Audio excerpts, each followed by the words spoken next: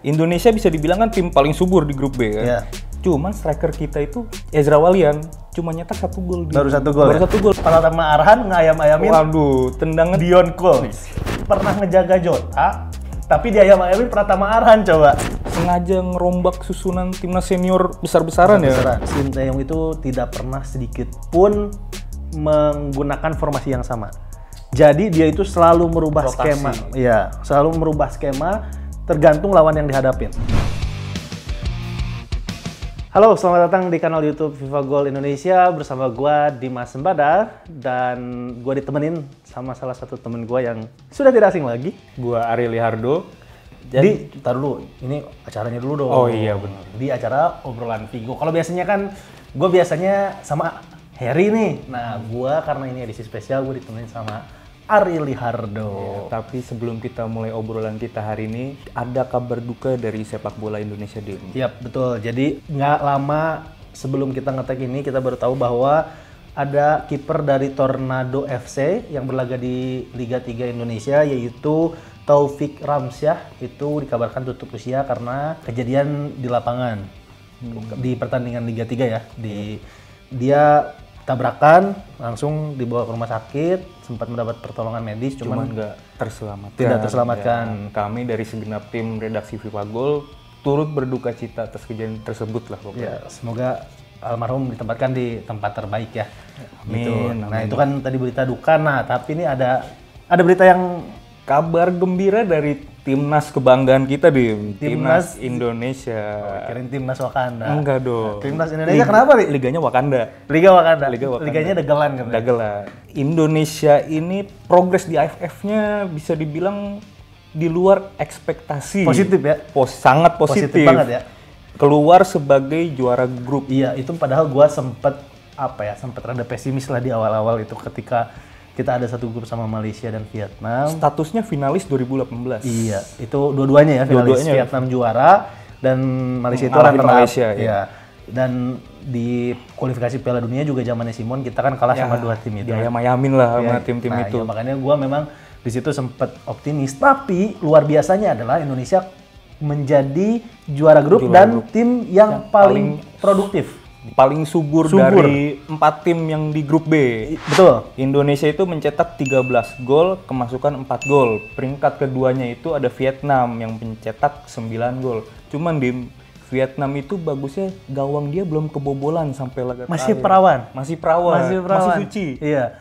Jadi dari 4 pertandingan itu Vietnam 4 pertandingan ya, betul ya, di fase grup. 4 pertandingan fase grup. Vietnam itu belum sekalipun kebobolan. Belum. Tapi dia itu 3 menang dan 1 imbang. Betul banget. Sama kayak kita. Sama kayak Indonesia ya. Totalnya 10 poin dari 4 pertandingan.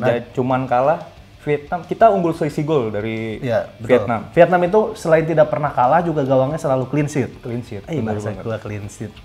Nah, jadi yang ngebedain mereka sama Indonesia itu cuman di selisih gol. Indonesia Selisih lebih gol. produktif. Iya. Bahkan di grup A juga juara grupnya Thailand. itu Thailand kalau nggak salah juga dia cuman bisa mencetak 9 gol total. Tapi dia sapu bersih semua pertandingan. Tapi Thailand itu menang. Menang semua pertandingan. Semua pertandingan. 4 pertandingan Iya. di fase grup dia sapu bersih. Selalu 3 poin. menang. Iya. Cuman lagi-lagi kalau ngomongin produktivitas, Indonesia unggul produktif. Unggul produktif tim. Cuman tapi anehnya nih, Ya. Indonesia bisa dibilang kan tim paling subur di grup B kan. Iya. Cuman striker kita itu Ezra Walian cuma nyetak 1 gol. Baru 1 gol. Baru 1 gol. Beda sama winger-wingernya kayak Irfan Jaya. Irfan Jaya itu udah 3 gol. Menempel ketat Terasil Dangda. Mantap. Top skor sepanjang masa Piala AFF. Iya, jadi memang kemarin itu di fase grup Terasil Dangda baru saja pecah rekor ya. Dia menjadi salah satu pemain dengan jumlah gol terbanyak di Piala AFF. 18 gol kalau nggak salah ya. 18 gol. Nah, ya itu ya berarti kan itu menunjukkan, Ri, kalau menurut gue ya, bahwa sepak bola itu tidak melulu soal perseorangan, tapi sepak bola itu adalah permainan tim. Betul Ketika Ezra Walian cuman bisa cetak 1 gol, terbukti kan pemain-pemain lawan lain itu dia bisa jadi pencetak gol. Jadi nggak harus melulu striker. Betul banget. Nah, itu tadi soal Ezra Walian.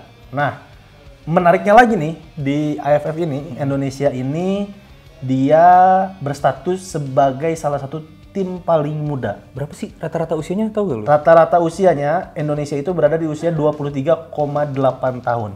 Secara keseluruhan ya. 23,8. U23 itu kayaknya. U23 itu. U23 Jadi itu. memang kalau bukan timnas senior. Betul.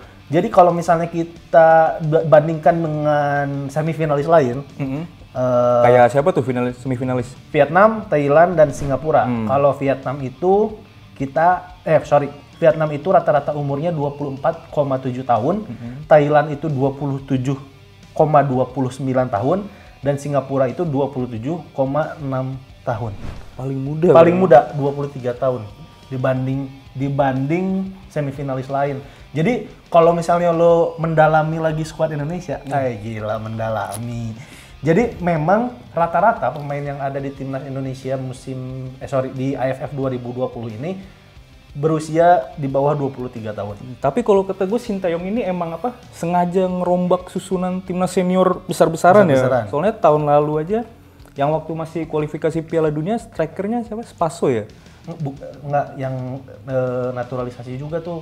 Siapa sih namanya? Osa Saha. Osa siapa? Kan Saha siapa? Osa Saha. Osa Saha. Iya. Dan itu permainannya dengan komposisi pemain seperti itu kurang kurang greget lah ya. Iya, beda sama yang muda-muda ini lebih energik banget sama mainnya. Malaysia aja, Hugo Kejayo Malaysia main bertahan dulu. Malaysia. Iya, dulu. Sekarang Malaysia diayam-ayamin sama kita. Iya, Pratama Arhan ngayam-ayamin. Waduh, tendangan Dion Cole. Pemain Michelin. Pernah lawan Liverpool di Liga Champion. Pernah ngejaga Jota, tapi diayam-ayamin Pratama Arhan coba. Emang luar biasa ya. Ternyata Arhan itu pemain Liverpool katanya. Siapa? John Arhan Riise. Oke, kalau gitu kita lanjut lagi. Tadi kan kita lagi ngebahasin pemain-pemain muda kan, karena Pratama Arhan kan dia pemain muda. Jadi di skuad Indonesia itu cuma ada 2 pemain yang berusia di atas 30 tahun. Yang pertama adalah Victor Igbonevo, bek Persib Bandung. Dia usianya 36 tahun. Dan setelah itu ada Fahrudin Arianto, dia usianya 32 tahun. Selebihnya itu rata-rata berada di bawah 23 tahun. Kecuali kayak pemain kayak Evan Dimas, Yabes Roni itu usianya 26 tahun. Dan memang ini meskipun disebut tim yang minim pengalaman, tapi kita membuktikan pada akhirnya kita bisa jadi juara grup. Pemain muda ini lebih ada gairahnya gitu main tuh. Iya. Lawan selama AFF kemarin tuh lebih jelas mainnya mau kemana, kalau bola udah di depan tuh dioper kemana, pokoknya lebih jelas aja dibandingin sama yang kemarin-kemarin itu, yang pas kualifikasi Piala Dunia. Nah, menurut gua itu sih lebih ke ini ya, kejeniusan dari Sintayong menurut gua. Dia emang gimana sih jeniusnya si Sintayong itu tuh? Gini ya, kalau misalnya lo perhatiin dari 4 permainan di fase grup, itu Sintayong itu tidak pernah sedikit pun menggunakan formasi yang sama. Jadi dia itu selalu merubah skema. Iya, selalu merubah skema tergantung lawan yang dihadapin. Lawan Kamboja itu kita main pakai formasi 4-1-4-1. Sedangkan lawan Laos itu kita main dengan 4-3-3. Yang ngebantai itu Laos. Betul, di depannya itu ada Kiai Haji Yudo. Kahayudo, Kusedia. Jadi ada Kahayudo, Derik Setiawan, sama Irfan Jaya gitu. Nah terus lawan Vietnam kita main dengan 3 back. Parkir bus, bertahan. Oh 3 back tapi full backnya mundur ke belakang. Iya, belakang. jadi kalau secara formasi itu kita main 5-4-1 ketika bertahan. Jadi 5 back, 4 gelandang dan 1 penyerang Ezra Walian di depan. Wingnya naik, ya full backnya naik. Nah sedangkan di pertandingan terakhir fase grup, waktu kita ngebantai Malaysia berapa? Malaysia 4-1. 4-1 itu kita main dengan formasi klasik 4-4-2. 4-4-2 itu biasa, back 4-nya itu ada Asnawi, Arhan, dan Elkan Bagot itu ngegolin setelah karantina. Tapi kayak gini bikin penasaran sih. Kira-kira strategi Sintayong ini bakal nyampe mana nih? Apakah bakal nyampe final? Nah, ngomong-ngomong soal formasi, kita juga udah ngepost soal formasi di Instagram FIFA Goal. Kita mau tahu apa kata FIFA Mania soal timnas Indonesia di Piala AFF. Dim, ini ada. Lo dulu ya? Ya, dari gue nih. Ini ada dari Andi Putra Guciano. Katanya? Head to head bukan jaminan, semoga Indonesia menang. Bener banget, head to head itu bukan jaminan ya. Apalagi ini kan Indonesia baru menang 2 kali doang nih dari 10 pertemuan lawan Singapura. Ya. Tapi ya kalau dilihat komposisi sekarang sih ya emang bener.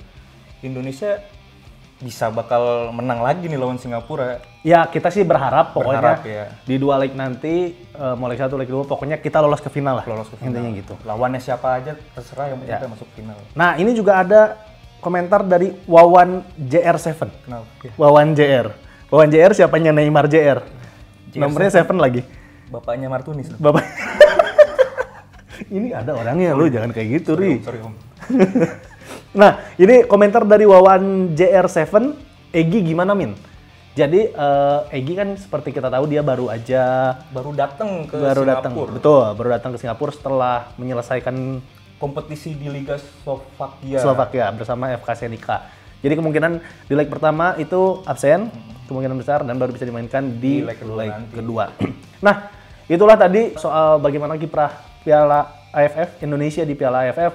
Kita berdoa yang terbaik. Berdoa yang terbaik. Pokoknya apapun hasilnya, kalau menurut gue jangan sampai Sintayong dipecat lah. Jangan sampai. Soalnya ini kompetisi pertama dia, semoga ya bertahap lah, Bertahap, mau ya. berprestasi. Dan kita udah tahu kalau Sintayong itu adalah pelatih yang jenius. Betul. Pokoknya pelatih kelas dunia. Kelas dunia ada. Yang terbaik buat Timnas Indonesia. Kalau kalian punya opini lain soal Timnas Indonesia di Piala AFF, jangan lupa di komentar. Ditulisin aja opini kalian di kolom komentar. Nanti sama admin di like, sama adminnya. Bukan nama lu ya? Bukanlah sama admin lah gitu. Nah, kalau gitu gua Dimas Sembada undur diri. Gue Ariel Hardo. Sampai jumpa di episode selanjutnya.